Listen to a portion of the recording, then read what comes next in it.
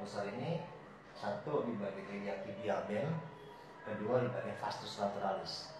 Kalau memang ada pembengkakan, ya kemungkinan bukan dari pasien KKP saat ini ya, mungkin teman-teman juga udah merasakan ada pembengkakan di sekitar sini.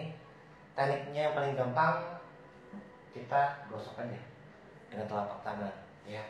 Nggak usah keras-keras, kita hanya untuk mengecek doang. Kalau ada pembengkakan, makin lama otot ini makin lama makin melemah. Harus diperbaiki segera, kalau enggak jalan hitungannya meter doang. Ya 10 meter, 20 meter harus berhenti, harus cari tempat duduk, nggak nyaman banget. Diajak diri lama, dia pasti gelisah itu otot. Dan kemungkinan teman-teman banyak banget yang merasakan seperti itu di luar sana, ya. Kita coba tes di Mas Aji. Nih. Pelan, dirasakan apakah memang ada pembengkakan atau enggak. Terus ke atas, pelan aja. Kalau memang ada kayak gundukan, kayak ada polisi tidur, kemungkinan teman-teman bermasalah. Ya, kita coba ini. Nggak ada pembengkakan, nggak ada. Coba tegang. Kalau ada, gitu ya kayak polisi tidur. Itu ada gemas.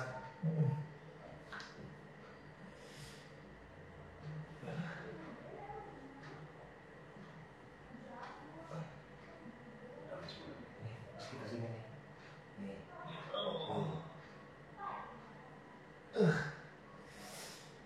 Dikit.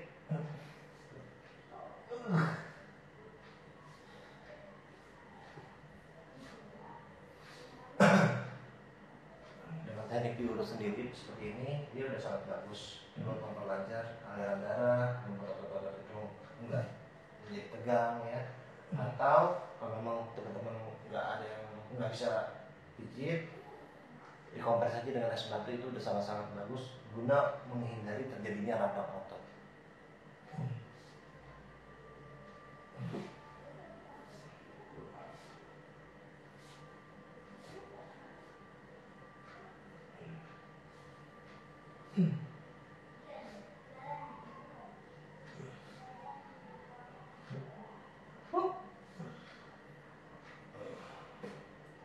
Terus, oke.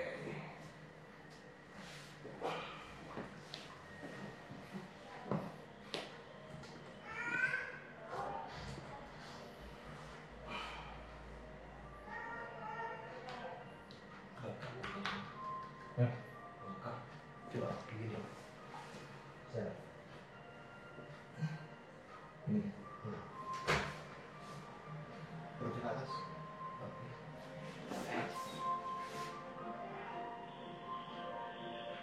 Enggak. Saya bongkar. Enggak. Terus tidur lagi.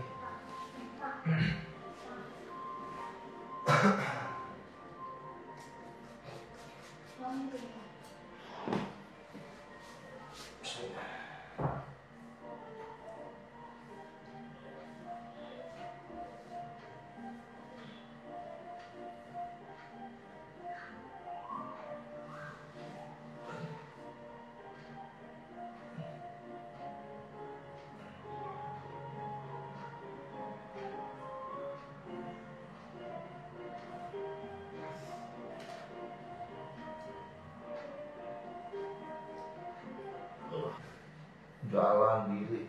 Oh jauh. Dan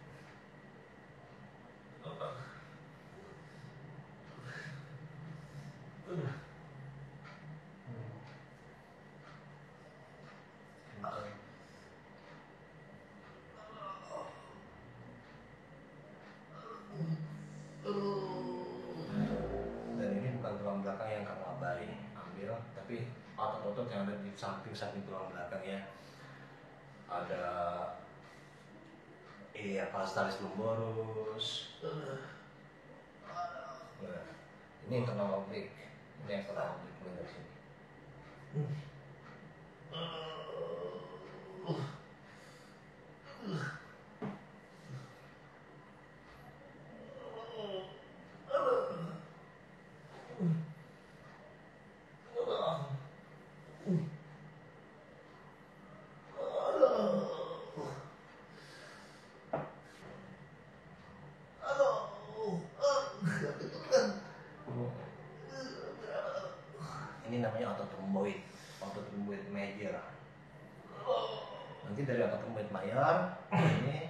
masuk ke infraspinatus nih, entong-entong atau orang Jawa. Dari entong-entong masuk ke teres major, teres minor, ke tengah-tengah dada, terus masuk ke arah jantung. Ya, jantungnya sih nggak ada masalah teman-teman, tapi jalur menuju ke jantungnya itu yang bermasalah. Jadi seakan-akan tuh kayak kita nafas berat, tapi seakan-akan tuh kayak tertusuk. Gitu. Teman-teman coba cek ke EKG, EEG, treadmill ya, nggak akan ada permasalahan dengan jantung, karena memang cuma jalurnya doang. Ibarat kita dari Bekasi mau ke arah Pulau Gadung, Pulau Gadungnya sih sepi ya, di dalam Pulau Gadungnya sih sepi, tapi jalur menuju dari Bekasi ke arah Pulau Gadungnya itu yang macet. Nah itu sama, aliran-aliran pembuluh darah yang mengalir jantungnya itu yang terhambat, sehingga efeknya itu sepanjang jalurnya si trapesius ya, dia nggak nyaman aja di bagian punggung ya. Bisa juga nyerinya itu di bagian bawah dada sini atau di atas dada sini. Jadi sakit di sini itu nembusnya ke dada gitu. Itu efek dari permasalahan di bagian otot rhomboid. Nah, kenapa ini terjadi? Umumnya karena ada permasalahan dengan pembuluh darah, entah darahnya mengental, entah kategorinya kolesterol tinggi atau trigliseridnya tinggi gitu ya. Tapi untuk memastikan apakah memang darahnya mengental atau enggak, otomatis teman-teman harus coba cek darah ya. Gitu. Kalau ada nomor ketahuan, oh kolesterolnya tinggi atau trigliseridnya tinggi, gampang kita tinggal konsumsi obat-obatan yang berhubungan untuk menurunkan faktor penyakit tersebut. Dan biasanya kebanyakan makan gorengan ya, minyak yang dijual di pasaran itu kolesterol jahatnya tinggi banget. Apalagi kalau misalnya kita di makanan-makanan itu di luar gitu ya, wah minyak-minyak yang udah hitam tetap aja dipakai, bahaya.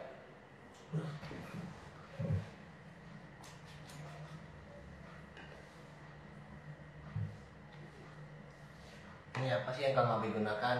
Ini white oil ya, yang fungsi cuma buat pelumas doang, buat melicinkan. Kemudian ini campuran dari madu putih ya. Jadi ini juga sangat bagus untuk biar bisa cepat meresap ke jaringan otot-otot. Lengket? Enggak terlalu lengket lah. Enak juga wanginya, baunya enak ya. Kopi.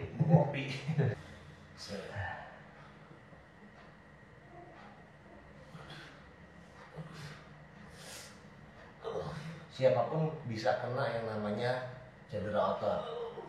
Meskipun dia atlet ya, atlet aja yang ototnya terlatih, yang setiap hari dilatih, cedera otot itu ya pasti akan pernah terjadi gitu ya. Apalagi kita yang nggak pernah latihan, gampang lah pastinya. Nah enaknya kenapa? Kalau seandainya atlet dia ada cedera, dia langsung diperbaiki. Kalau kita kan enggak, sakit dikit didiemin terus sampai benar-benar parah gitu baru dia berobat.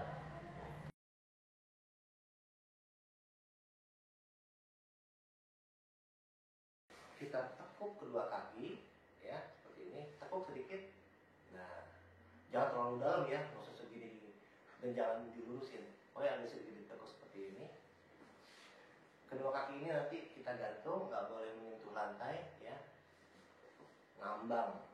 Yuk kita angkat, set ya. Dan ini kita air atas bawah, nggak usah tinggi-tinggi, serendah-rendahnya aja.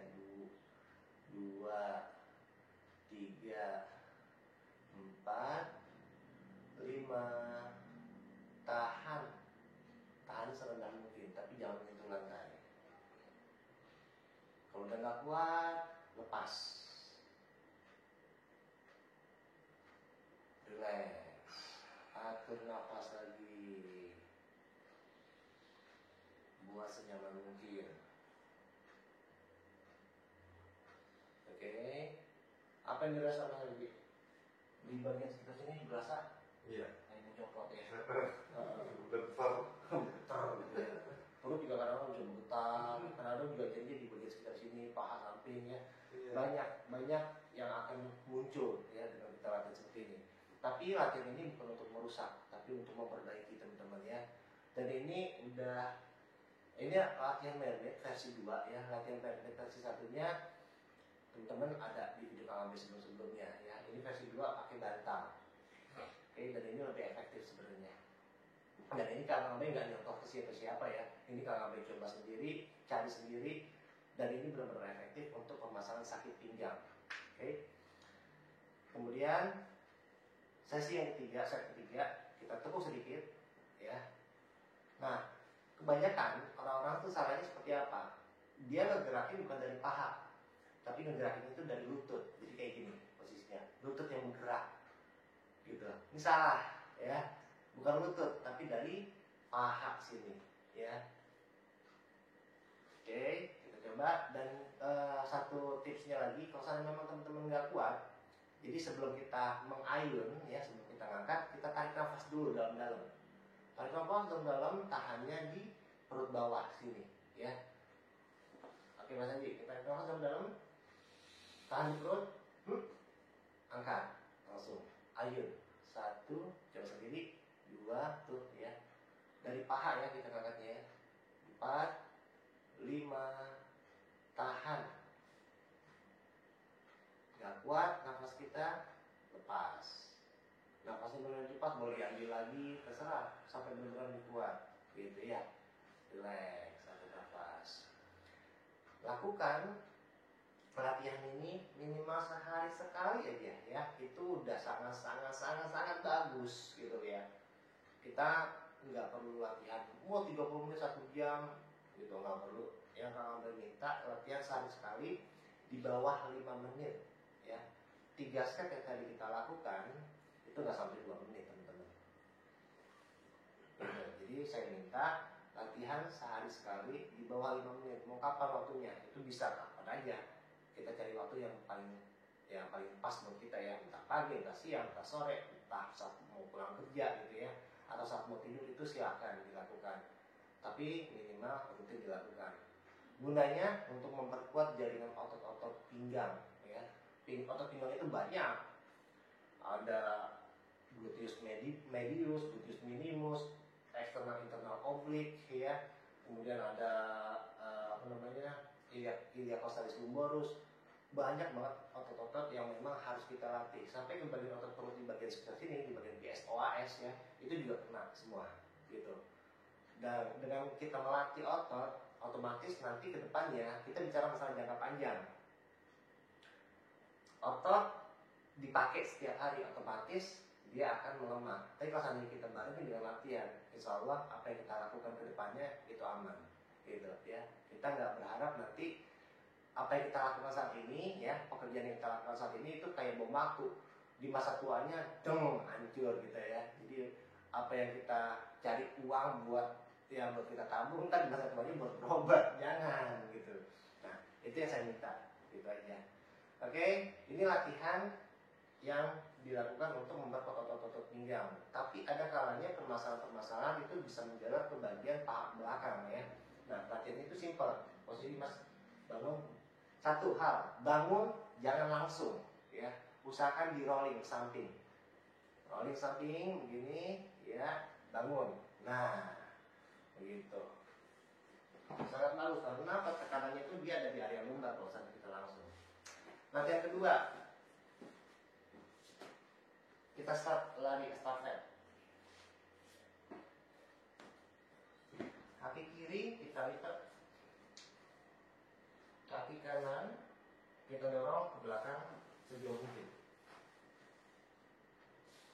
Oke, begini. 9 detik. 1, 2, berasa?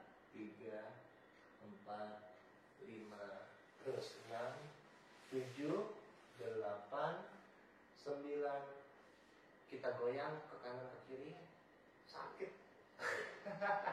Sakit. Tuh, ketarik, pedes katanya. Cabainya 5. Ya, digoyang begini nyeri banget. Tarik. Bisa kesemutan juga di bagian telapak. Gitu. Ini digoyang ya 5 ayun aja, itu udah sangat bagus ya. Habis itu kita gantian. Yang sebelah kanan kita latih juga, nggak usah pelit sama badan. Yuk, coba sebelah kanan. Oke, lipat kaki kanannya. Kaki kanannya kita lipat ke samping ke bawah ke depan.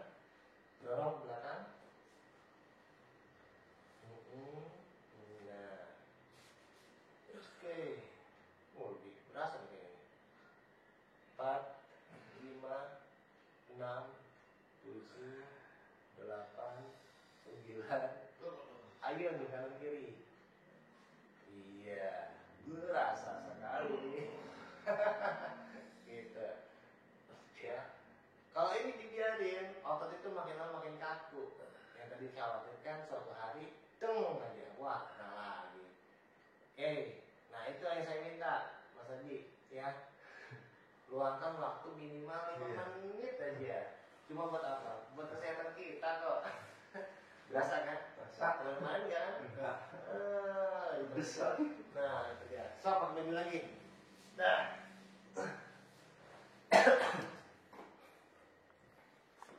Ya, sambil menunggu Mas Haji selesai pakai baju, ya itu dia saya minta teman-teman ya. Luangkan waktu kurang lebih 5 menit aja, ya nggak usah banyak-banyak, 5 menit kita latihan. Latihan yang memang kebagian otot-otot yang memang harus kita latih ya. Kalau saat memang otot itu sudah melemah, gitu. Nggak ada kerugiannya kok ya. Itu kedepannya akan sangat bermanfaat buat kita juga, gitu. Nah, dulu sih Mas Haji.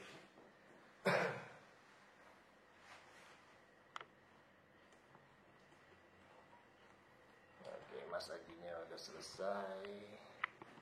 Goyang.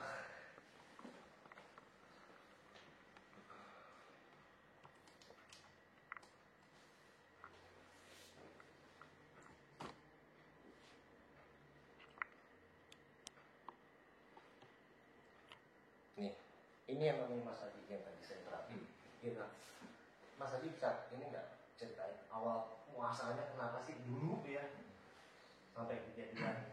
Dulu jalannya seperti apa sih kira-kira? Udah nggak bisa jalan sama sekali. Udah nggak bisa jalan sama sekali. Pas pokoknya udah nggak bisa sama jalan sekali dah. Berobat ke mana dulu nggak ada perubahan. Oh udah kemana-mana juga. Tapi juga nggak ada perubahan.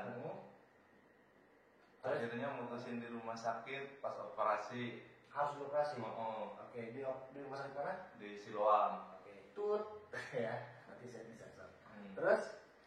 Nah, kemudian ada harapan lagi bisa digagalin, nggak mau dioperasi tuh, masih ini lagi dah, nyari lagi alternatif lagi. Akhirnya nengkak mulut lagi. Pas itu sempat sembuh 1 hari aja tuh yang tukang urut di kampung. Oke. Kemudian dipakai ngangkat bekerja aktivitas lagi, kambuh lagi. Nah sampai nggak bisa jalan sekali. Oh nggak bisa jalan sama.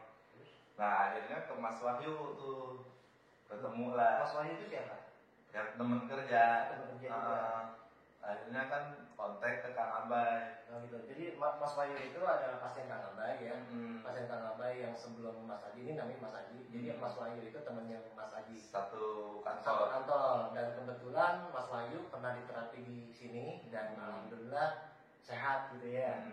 Akhirnya Mas Wahyu informasi lah ke Mas Haji kalau tadi memang coba berobat ke Kang Abai gitu. Terus jalan juga pertama kali datang itu udah sama sekali pincang. kayak kakek-kakek ya, pincang. Cuma karena kebetulan Pas pertama nggak di video. pertama nggak di video ini ya. Parah-parahnya itu. Kali parah-parahnya gitu ya. Ya apa namanya? Kita juga nggak tahu ya namanya kesembuhan itu ya datangnya dari Allah gitu ya.